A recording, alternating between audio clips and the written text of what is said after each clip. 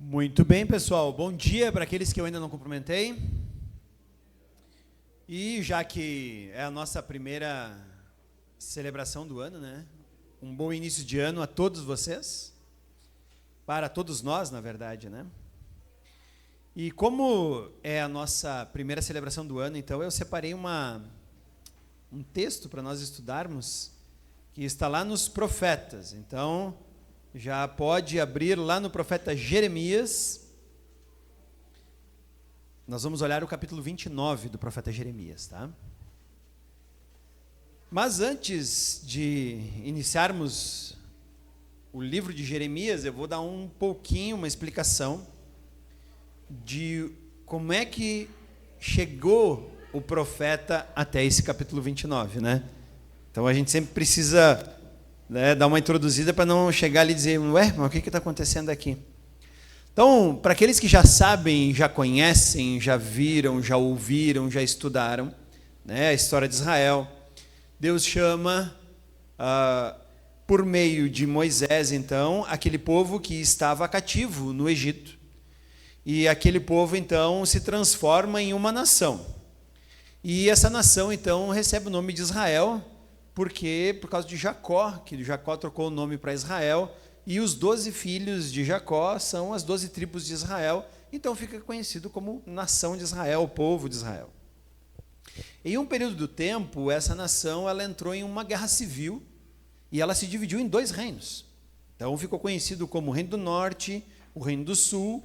O Reino do Norte ele ficou com a maior parte das tribos, então 10 tribos principalmente, então estavam juntas no Reino do Norte, com um outro rei, e 2 tribos, principalmente, ficaram no sul com um outro rei. Como das 2 tribos era Judá e Benjamim, a maior das tribos, então, deu nome à nova nação, que ficou, então, conhecido como Reino de Judá. Então, tinha Israel ao norte e Judá ao sul. E essas 2 nações, elas coexistiram, ora brigando, ora se aliando. Era literalmente uma relação de irmãos, assim, né? Ora briga, ora se junta e tudo certinho. Mas aconteceu que a nação do norte, ela abandonou Deus, ela abandonou o templo, ela inclusive construiu um outro lugar de adoração. Os reis do norte tinham muito medo que os seus cidadãos do norte fossem adorar no Reino do Sul, e lá acabassem ficando, dizendo, não, Deus está aqui com essa galera aqui, por que a gente vai voltar para o norte? Então vamos ficar por aqui. Então se construiu no norte um outro lugar de adoração, e também vários outros lugares de adoração para os deuses pagãos dos povos que estavam ali, quando Moisés estabelece Israel lá, muito tempo depois, na verdade não foi Moisés, foi Josué e toda a construção da nação. Então eram muito idólatras. E aí, por causa disso, no ano 722, o castigo que Deus deu para a nação do Reino do Norte foi ser invadido pela Síria. Não confunda com a Síria que está hoje. A Síria que está hoje já existia, né, o país Síria naquela época, mas não é a Assíria, que hoje não existe mais. Ela invade o Reino do Norte e ela faz uma miscigenação com o Reino do Norte e ela espalha o povo do Reino do Norte. Então, a partir do ano 722, o Reino do Norte, que era chamado de Israel, que tinha aquelas 10 tribos, não existe mais. E aí fica o Reino do Sul. E o Reino do Sul, de certa forma, ele até ficou meio arrogante, porque ele disse, viu, o pessoal do Norte se desviou, porque não tem o templo no lugar certo, porque não tem os sacerdotes como nós temos, porque não adorou como nós adoramos. Então, nós sim estamos seguros e tranquilos. Só que o Reino do Sul não era muito diferente do Reino do Norte. E se você ler todo o livro de Jeremias, você vai ver que o Reino do Sul se tornou tão, ou até mesmo pior do que o Reino do Norte, em termos de adoração e seu pacto com Deus. Então, o profeta Jeremias, que é esse que está, esse ao qual o livro está dedicado, né? Nós vamos ver que foi Baruque que escreve meio que uma antologia a respeito das histórias do profeta Jeremias, né? Mas o profeta Jeremias, então, ele é uma testemunha, ele estava em loco, ele é uma testemunha ocular, né, do pior período do reino de Judá, que foi quando o reino de Judá vai receber agora a sua disciplina de Deus. O reino do norte deixou de existir. O reino do sul, em 597, é atacado pelo, até então, príncipe da Babilônia, Nabucodonosor, que invade a cidade de Judá, e ele vai se tornar rei, ele tem que voltar logo, porque o pai dele morre na Babilônia, e ele tem que assumir o trono, ele será então o futuro rei Nabucodonosor. Mas ele invade a região do sul e pega a principal, a classe mais alta da população, então os seus príncipes, sacerdotes, pessoas importantes, arranca eles de Judá e leva eles embora para a Babilônia. Então, esse é o contexto, e isso é o famoso cativeiro babilônico, que então, por 3 vezes, os exércitos da Babilônia vêm, pegam judeus das classes principais, porque as classes principais tinham as pessoas mais influentes, né? E também porque eles deixavam o pessoal que plantava, o pessoal que criava gado, porque tinha que ficar ali para produzir riquezas para o Império Babilônico. Então, era bom que tivessem pessoas ali que gerassem algum tipo de economia para o Império. Mas as classes mais altas eram levadas embora e ficaram na Babilônia cerca de 70 anos. Então, o profeta Jeremias, ele vê toda essa invasão. É um dos períodos mais tristes da história de Judá. Os reis sofreram, o povo passou fome, eles foram invadidos, as portas foram incendiadas, os muros derrubados, as mulheres foram violentadas, crianças foram mortas, os soldados foram mortos, o templo foi destruído, né, foi profanado, deixou de existir, né, nesse período, por causa desse tempo aqui. Então, o contexto do livro de Jeremias é exatamente esse que eu estou narrando para vocês. Você vai ver no capítulo 36 que o que está sendo escrito no livro do profeta Jeremias está sendo escrito 20 anos depois do que o profeta Jeremias havia falado. Então, Baruque faz uma antologia, ele faz uma biografia daquilo que aconteceu no período do profeta Jeremias e está ajudando a colocar tudo isso, então, no seu devido lugar. Então, o capítulo 36 nos revela que 20 anos depois, Deus diz, guarda isso em um livro, e Baruque é o auxiliar de Jeremias em todo esse momento. No capítulo 1, nós vamos ver que o profeta ele foi chamado tanto para falar para Judá, quanto... Deixa eu frear o meu carro aqui. Aí, agora sim. Tanto para a nação de Judá, quanto para os povos ao redor. Então, nesse período, tudo o que está acontecendo não está só ensinando Israel e Judá, está ensinando todas as outras nações. Do capítulo 2 até o capítulo 24, o profeta vai acusar Israel, ou Judá, de ter rompido todos os termos da aliança que Deus fez com eles no Monte Sinai. E é por causa da violação desse compromisso e se entregando à idolatria que eles estão sendo, nesse momento, disciplinados. E é legal que o livro fala que toda a nação se corrompeu. Todos eles se corromperam. Eles faziam um culto hipócrita. Eles faziam um culto em que eles até iam no templo, porque eles tinham o templo no lugar certo, mas nós vamos ver que eles estavam até, inclusive, sacrificando seus filhos aos deuses pagãos. Ou seja, eles iam no domingo na igreja, na sexta eles iam para o terreiro de macumba, no sábado eles estavam no centro espírita, e era assim que acontecia a religiosidade de Judá naquele período. Era um povo extremamente infiel a Deus. Era o povo que fazia uma oração dia 31 antes da virada, e logo depois da virada estava lá pulando 7 ondas no meio do mar lá, e jogando bagulho para Iemanjá. Então, para vocês verem como a coisa é extremamente doentia em termos de religião.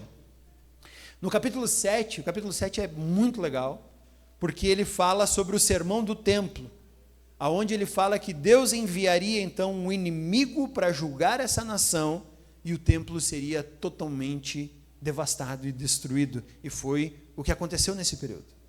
No capítulo 25, ele fala que diante da inércia do povo, o que é a inércia? O povo estava parado, o povo estava espiritualmente desmaiado.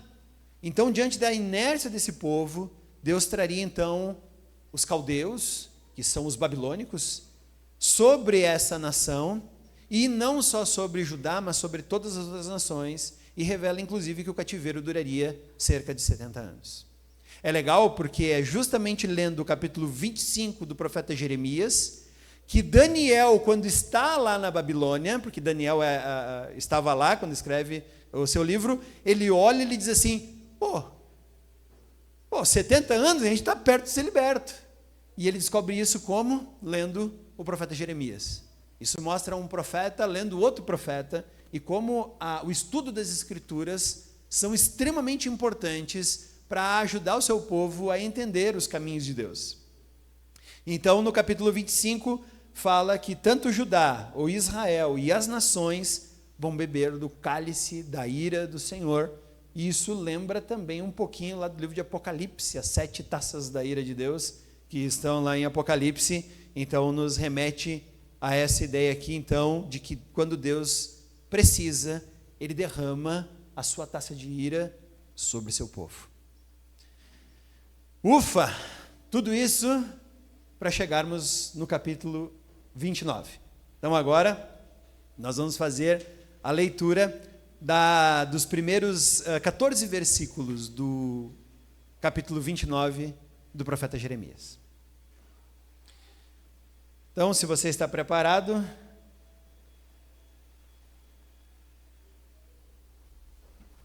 o livro diz assim: este é o conteúdo da carta que o profeta Jeremias enviou de Jerusalém aos líderes, que ainda restavam entre os exilados, aos sacerdotes, aos profetas e a todo o povo que Nabucodonosor deportara de Jerusalém para a Babilônia.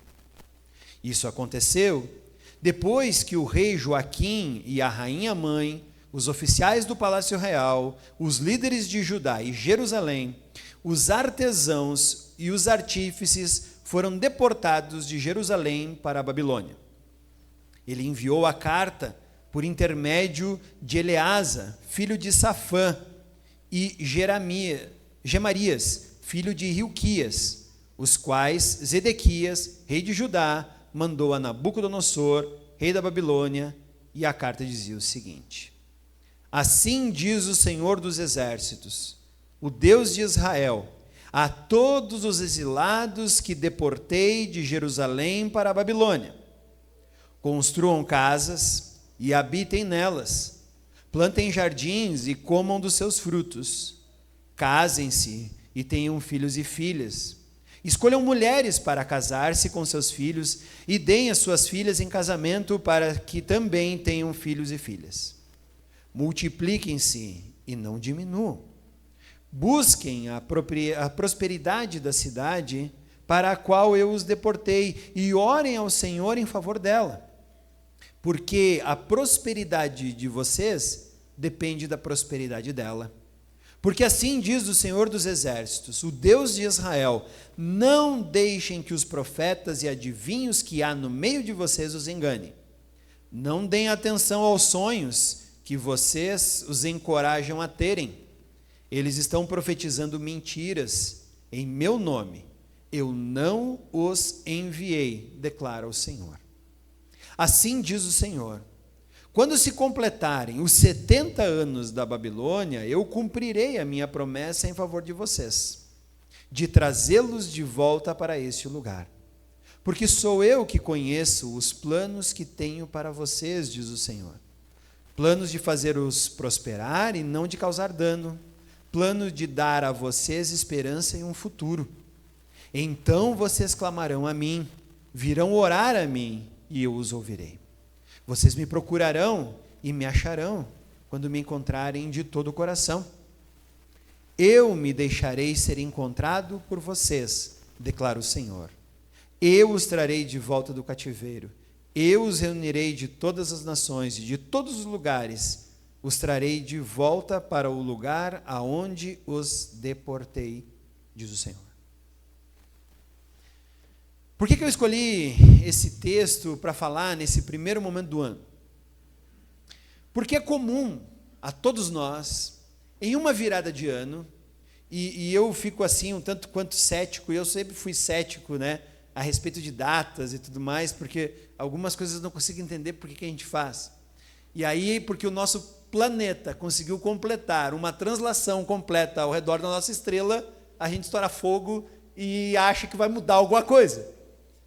Então eu fico meio assim, tipo, tá, né? Por isso que para mim eu não teria problema nenhum em comer às 6 da noite no dia 31 e dormir. A única diferença é que a minha esposa faz aniversário. Então daí a gente compra um bolo e canta aniversário para ela, né? Então, mas de qualquer forma se fez uma convenção em vários países do mundo, e não são todos, de que esse dia ele é comemorado como um início de um novo ano. Na ideia de que nós temos uma esperança que vai mudar o nosso destino no próximo ano. E eu não vejo problema nenhum nisso. Eu acho que todos os momentos, se você não fez no dia 31 e quiser fazer hoje, um compromisso contigo, com Deus, de agir diferente, de fazer coisas diferentes, não tem problema. Pode ficar tranquilo. Tá? O pessoal até vai lá aproveitar as primeiras ondas do ano, mas aquelas primeiras do ano já são ondas do ano velho, já, que ainda estão chegando no nosso litoral, não dá certo esse negócio. Mas aí o povo vai e faz um monte de coisa, e eu lembro que eu cresci em uma família que tinha uma avó bastante sincrética, então era folha de louro com lentilha na carteira para ter dinheiro, com não sei o quê. Nunca tive dinheiro, mas minha carteira era bem cheirosa. Olha, o cheirinho de louro quando abri minha carteira era muito bom. E aí tinha que ser com uma linha amarela, agora eu vou lembrando aqui, ó, linha amarela. E aí tinha que comer porco, porque porco fuça para frente. Entendeu? Aí não podia comer peru no último dia do ano, porque daí cisca para trás. Então daí tu vai para trás. Eu sempre cresci numa família sincrética e sendo muito eu, né? Eu digo, mas tudo bem, agrada a nona, vamos embora, segue o baile, né? Mas de qualquer forma, olha para esse texto e veja o que Deus está dizendo. Não é o que nós vamos fazer, não são as mandingas que o pessoal diz que são feitas, não são os nossos propósitos, mas quem tem que guiar todos os momentos, as nossas esperanças e tudo mais em nossa vida é Deus, quando Ele fala a partir do capítulo 10, né? Aí Ele fala no versículo 11, porque sou eu que conheço os planos que tenho para vocês. E quando eu tenho os meus próprios planos e coloco eu em andar os meus próprios planos, em teoria eu estou desobedecendo a Deus. Mas é o que a gente faz, né? A gente monta os planos que nós queremos para 2025 e a gente só diz assim, Deus, agora abençoa. Abençoa, eu tracei aqui, é isso que eu vou fazer, agora tu só abençoa, tá? Porque é só o teu papel. Não, eu que vou morar, sei lá, vou morar em Joinville ano que vem, por exemplo. E aí eu digo, Deus, eu vou morar em Joinville, tu só me abençoa, tá? E você perguntou para Deus se você precisa, se está dentro do plano de Deus, todo esse negócio? Porque Ele fala que é Ele que sabe os planos que tem para nós.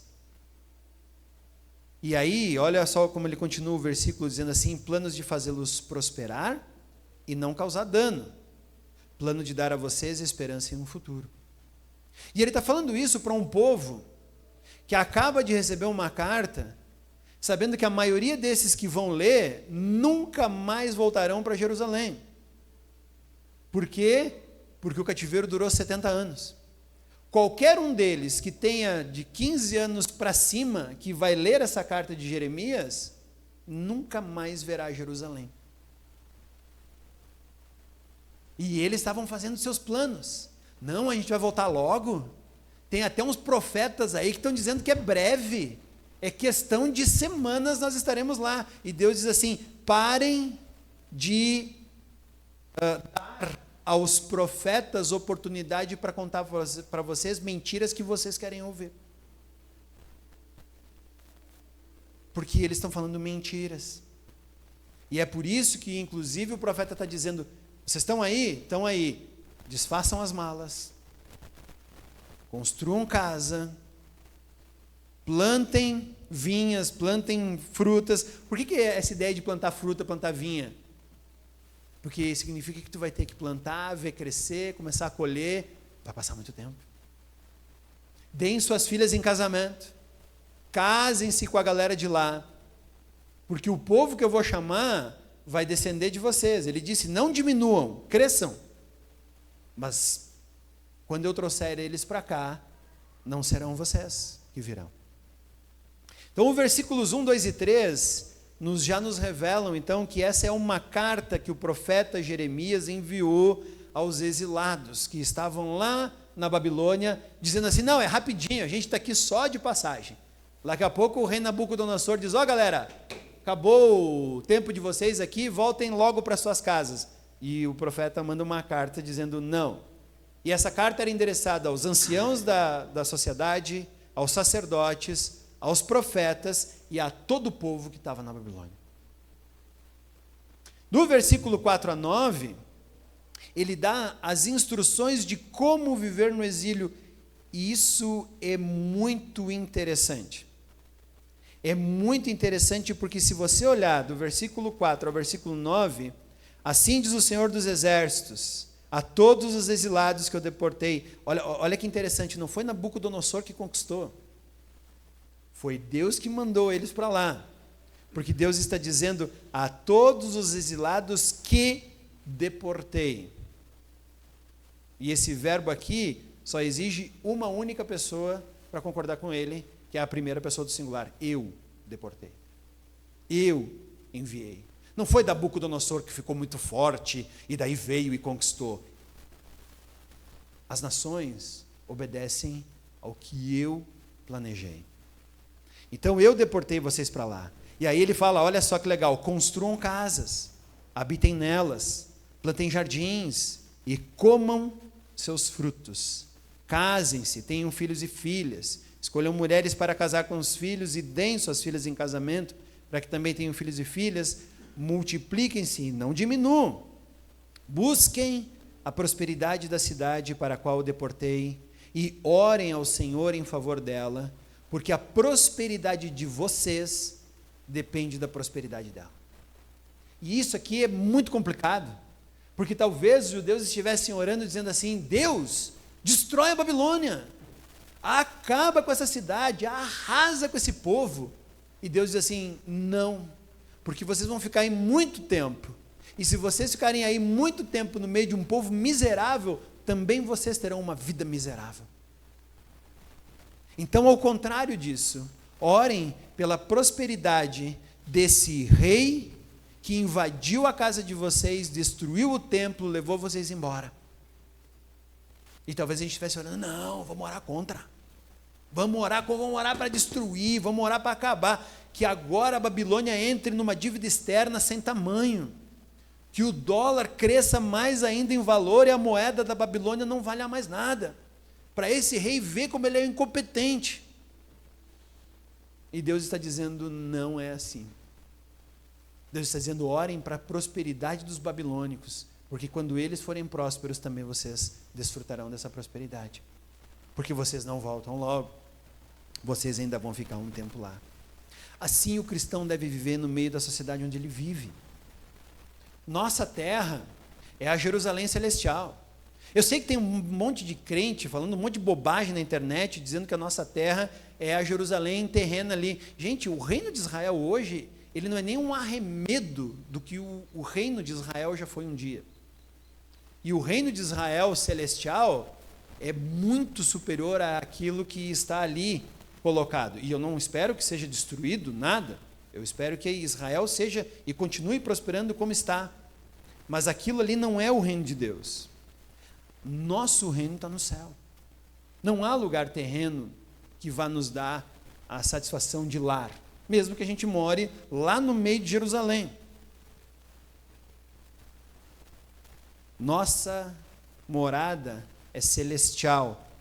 E como pessoas que conhecem essa morada celestial, nós devemos saber que é lá o nosso lugar, mas nós devemos também lutar para que a nossa cidade prospere. para que nosso estado vá bem, para que o nosso país se dê bem. Ou aonde quer que você vá morar. Tem bastante gente fugindo do Brasil na situação e eu não culpo por isso. A única pergunta que eu faço é: Deus está mandando? Se Deus está mandando, vá. Se Deus não está mandando, toma cuidado, porque lá você vai encontrar as mesmas coisas que aqui, só diferente, né? E é exatamente isso que Deus está dizendo para esse povo: busquem o bem da cidade onde eu os coloquei, pois a prosperidade deles vai ser refletida, ou refletirá diretamente na prosperidade de vocês. Versículos 8 e 9, olha que legal, Deus diz assim: cuidado sobre quem você vai ouvir. Alguém pode até dizer que está falando alguma coisa em nome de Deus, alguém pode até dizer que está falando alguma coisa a respeito da Bíblia, e nós temos falsos mestres se multiplicando por todo lugar ali, mas ele fala: porque assim diz o Senhor dos Exércitos, o Deus de Israel, não deixem que os profetas e adivinhos que há no meio de vocês os enganem. E hoje eu vejo que, como nação evangélica, vou usar esse nome no bom sentido e não pejorativo, como evangélicos que nós somos talvez uma das pessoas mais ingênuas que eu já conheci.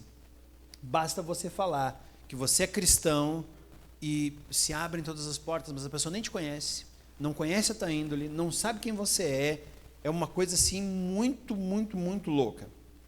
Para você ter uma ideia de como nós somos ingênuos,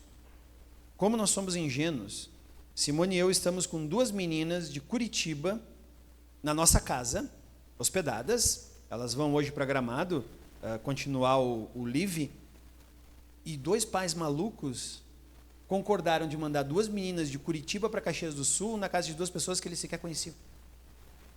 Simplesmente porque alguém diz: não, o Edgar é pastor, crente, vai estar tudo tranquilo. Nós somos bem ingênuos, né? Claro que nós vamos cuidar dessas meninas como se fossem nossas filhas, ou muito mais do que isso. Mas os pais delas não nos conhecem. Eles não sabem quem é Edgar e Simone. Podia ser 2 traficantes de drogas, sei lá eu. E aí?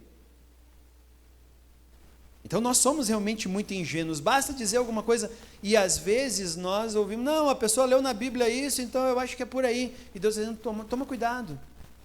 Porque nem todo mundo que fala em meu nome, realmente fala em meu nome. Nem todo mundo que lê a Bíblia está lendo a Bíblia de forma coerente e correta. E tomem cuidado, porque a culpa é de vocês.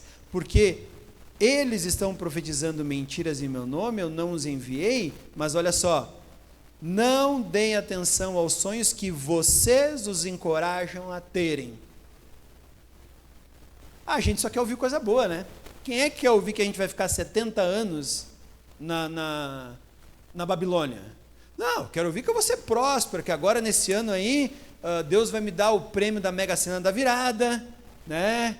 E aí agora com esses planos da Mega Sena da virada, eu vou ficar muito rico, eu vou comprar muita coisa, aí vem doença, eu digo: sai em nome de Jesus, e aí eu estou imune a tudo. É isso que eu quero ouvir. E aí o pessoal enche locais de pessoas que estão falando isso: não, tu não vai sofrer, tu vai ser rico, tu só vai te dar bem, vai dar tudo certo, tua família vai ser aquela família de propaganda de margarina, que acorda de manhã bem-humorada, todo mundo penteado, já maquiado, né? E aí passa aquela margarina no pão bem quentinho, que derrete, e você saboreia. Lembra das propagandas de margarina? Eram fantásticas. Chegava até o genro, e o sogro até aceitava que o genro comesse um café ali com a família. Mas se meu genro, no mínimo tem que chegar com a margarina. No mínimo chegar com a margarina. Né? A manteiga, alguma coisa assim. Como assim? E às vezes nós somos culpados porque nós queremos ouvir o que nós queremos. E muitas vezes nós nos enganamos a nós mesmos e incentivamos pessoas a continuar as bobagens que estão falando, porque é bem agradável de ouvir. Né? Eu publiquei lá no meu Instagram um texto, sei lá quando é que foi, essa semana, de Santo Agostinho, que ele diz assim: as pessoas gostam da verdade até o momento em que a verdade ilumina seu coração. Mas a partir do momento em que a verdade confronta seu coração, as pessoas já se afastam da verdade. A Bíblia também é assim. Aqueles versículos de promessas, coisas boas, coisas legais, queremos tudo isso. Agora, quando fala ali, você tem que mudar, vai ficar 70 anos no cativeiro, então daí a gente pula. Por isso que a gente não gosta muito de fazer devocional olhando o livro todo da Bíblia. Porque ali tem as coisas tristes. Então a gente faz um devocional que é só maravilhas e sucessos para você aqui no Spotify. Não, esse eu quero, esse devocional eu vou fazer. E a gente vai aprendendo a se alimentar só de pedaços bons do negócio. A gente quer o panetone, mas não quer a uva passa. Né? Então não dá, velho. Tem que comer a uva passa. Não, uva passa é boa, eu também gosto. Uva passa. Agora, olha só, o versículo 10 a 14. É esse que eu quero que a gente dê atenção agora, nesse primeiro dia do ano. Assim diz o Senhor, quando se completarem os 70 anos da Babilônia, eu cumprirei minha promessa em favor de vocês. Mas esse favor de vocês, agora o pessoal dizendo, viu, é nós. Não, em favor de vocês, meu povo. Muitos de vocês vão morrer aí. Não tem como fazer uma viagem da Babilônia até Jerusalém se você tem mais de 70 anos. Era muito difícil, era muito complicado. Sem contar que chegar aos 70 anos nessa época já era algo bastante prodigioso. A expectativa de vida era menor. Nem a do Brasil hoje eu acho que não chega a 70 anos, eu acho. Nós estamos ali por 68, 69 anos, então tu imagina nesse período da Babilônia. Porque sou eu que conheço os planos de vocês. De novo, olha a ênfase aqui. Porque sou eu que conheço os planos que tenho para vocês, diz o Senhor. Planos de fazê-los prosperar. Mas peraí, mas a gente está aqui exilado no meio de um povo. Plano de fazê-los prosperar. E não de causar dano. Planos de dar a vocês esperança e um futuro. E aí quando isso acontecer, olha só, então vocês clamarão a mim. Lembra que eu falei, um bom ano, ele só começa quando a gente pede assim, Deus, para onde tu quer que a gente vá? Deus, que caminho tu está trilhando na minha frente? Porque eu não quero trilhar meus caminhos não, Deus. Eu quero trilhar os teus.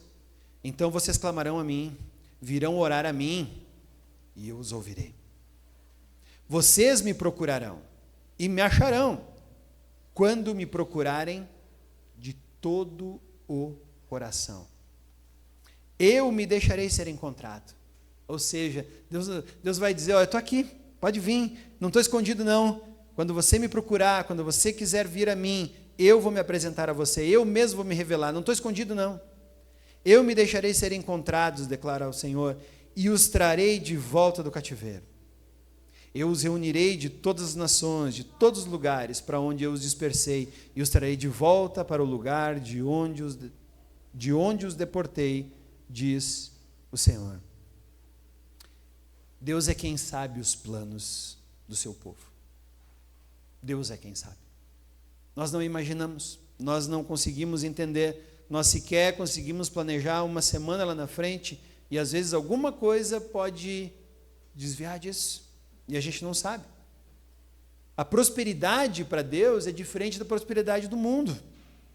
Porque a prosperidade do mundo tenha dinheiro suficiente para fazer tudo o que você quer, para comprar tudo o que você deseja, para viajar até onde você quiser viajar.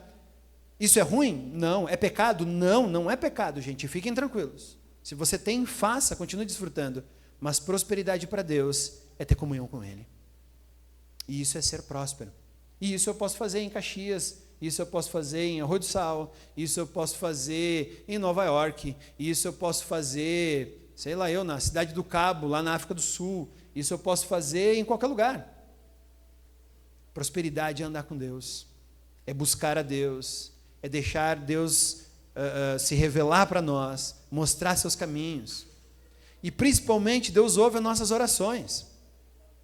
Deus ouve nossas orações. Nós podemos colocar nossos pedidos, nós podemos dizer, Deus, esse ano eu gostaria de fazer isso, eu gostaria de fazer aquilo. Claro que podemos. Mas lembre-se sempre que é Ele que conhece os planos que tem para nós. Então, antes de nós tomarmos a ceia, nós devemos entender, então, primeiro de tudo, nesse ano de 2025, o meu desejo para você, para mim, para a nossa comunidade, para a minha família, para todas as pessoas, é que cada um de nós entenda que Deus é soberano. Deus é soberano. E mesmo no meio das dificuldades, Deus está trabalhando no nosso caráter, no nosso coração, na nossa mente, nos dando a oportunidade de encontrá-lo, talvez em lugares que nós sequer imaginaríamos que ele seria encontrado. Nosso papel nesse ano de 2025 é ser fiel a Deus, onde quer que nós estejamos. O cristão, ele deve sempre buscar o benefício das pessoas que estão ao seu redor. Então, porque o meu vizinho não é cristão, não significa que eu não vou cumprimentá-lo, não significa que eu vou erguer um muro alto do qual eu nunca mais vou vê-lo, não significa que... Não. O meu vizinho, eu tenho que buscar, inclusive, um bom relacionamento com ele, um bom testemunho para com ele. Se ele precisar, eu vou ajudar. Se houver algo que eu possa fazer para ajudar na nossa relação, farei. E isso faz parte, porque Deus manda Israel buscar a prosperidade da Babilônia. Você e eu precisamos buscar a prosperidade de Caxias do Sul, ou do nosso bairro, né? O cristão maduro, ele deve sempre saber identificar entre os desejos egoístas do seu coração e o plano de Deus. E por incrível que pareça, eu tenho planos egoístas. Eu tenho planos em que eu quero fazer aquilo que eu quero. Eu tenho planos de comprar aquilo que eu quero. E não necessariamente eu preciso daquilo. E isso é importante. O cristão maduro deve sempre identificar entre os seus desejos egoístas e o plano de Deus, e ele deve colocar sua vida na direção do plano de Deus. E também nós devemos aprender a diferenciar, em 2025 e para adiante, os falsos mestres, os falsos líderes, dos verdadeiros mestres, dos verdadeiros líderes em todos os momentos. Porque falsos mestres levam o povo a viver uma mentira que ele gostaria de viver, que ele gostaria de ouvir. Alguém então dá essa mentira na sua mão e ele diz, beleza, agora vamos viver assim. E o falso mestre, o falso líder, ele desvia o povo do real propósito divino. Por isso nós temos que aprender a ouvir os bons mestres, aqueles que falam realmente o que Deus está nos dizendo, pessoas sábias. E qualquer pessoa pode ser um bom mestre, desde que leia a Bíblia, entenda o que ela está dizendo e coloque sua vida nessa direção. Então, os propósitos para mim, para a nossa comunidade, no ano de 2025 seriam estes: que Deus seja soberano, que nós estejamos sendo fiéis aos planos de Deus em nossa vida, que nós possamos identificar os desejos do meu coração e os planos de Deus, e que a gente possa sempre aprender da forma correta a palavra de Deus, ouvindo pessoas corretas. Vamos fazer uma oração antes da ceia? Senhor Deus, nós agradecemos a Ti pelo Teu amor, pela Tua graça, pela Tua fidelidade em nossa vida. Que Tu estejas nos conduzindo e nos dando o privilégio de andarmos na Tua direção, de estarmos perto de Ti. E que nesse ano de 2025 e nos outros, nós possamos andar cada vez mais íntimos com Tua palavra, cada vez mais íntimos as nossas orações contigo, que a gente possa Te encontrar muito mais claramente